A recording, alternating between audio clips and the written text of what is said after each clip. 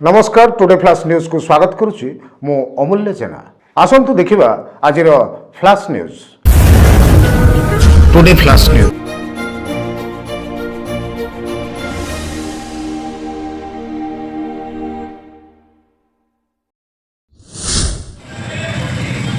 गंजाम रे जिला स्तरीय विशाल हिंदू सम्मेलन अनुष्ठित।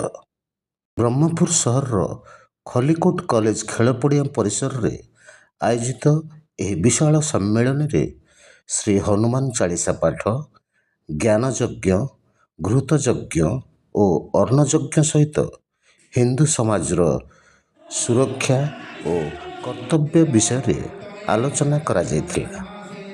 एथिरे बहु संख्यक हिंदू परिवार जोग देथिले।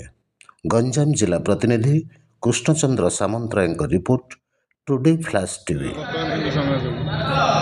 आज गंजाम जिला तरफ हिंदू सम्मेलन अनुष्ठित होउची। हिंदू आमे ताकू कहूचु जे कि खराब को घृणा करे आ भल को अपनाए आ भल को जनमानस रे पहुँचेबार दायित्व जार अच्छी ताको आमे हिंदू कहूचु। भल कथा को जी कार्यान्वयन करुच्ची ताको आमे हिंदू कहूचु।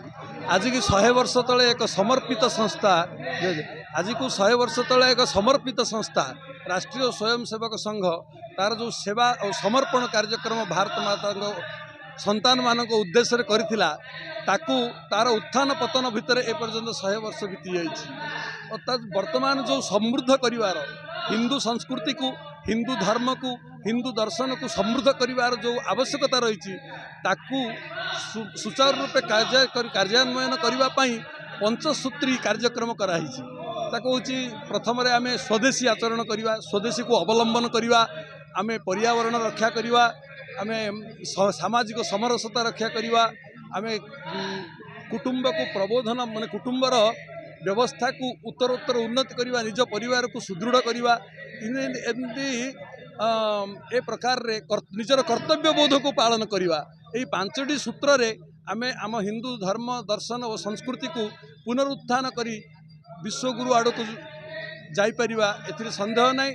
तदुद्देश्य रे आज हिंदू सम्मेलन अध्यापिका समाज को यही वार्ता मोर युवपीढ़ी मान द्वारा जे हिंदू धर्म रे आज जो एत बड़ विशाल समावेश आयोजन होती खलिकोट पड़िया यार मूल उद्देश्य है जे समाज रे गोटे आमे आलोड़न सृष्टि करबा। आगामी दिन रे जाति धर्म वर्ण निर्विशेष आमे समस्ते समान आमर ही हिंदू धर्मर संस्कृति वैवाहिक जीवन ठारू आरंभ करी प्रत्येक दिन पूजा रे जोटा कि आम व्रत करुचु कि एकोशिया करुचु सबुथिरे आम हिंदू धर्मर संस्कृति सारा विश्ववासी को चकित करिछि।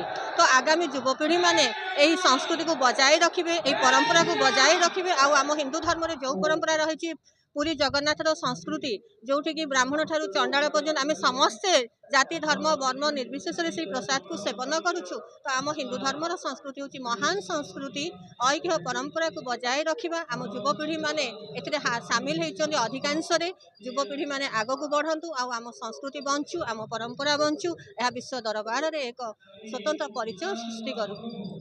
एही कार्यक्रम आपनको केमति लागिला निश्चय जणाइबे। नमस्कार। Today flash news.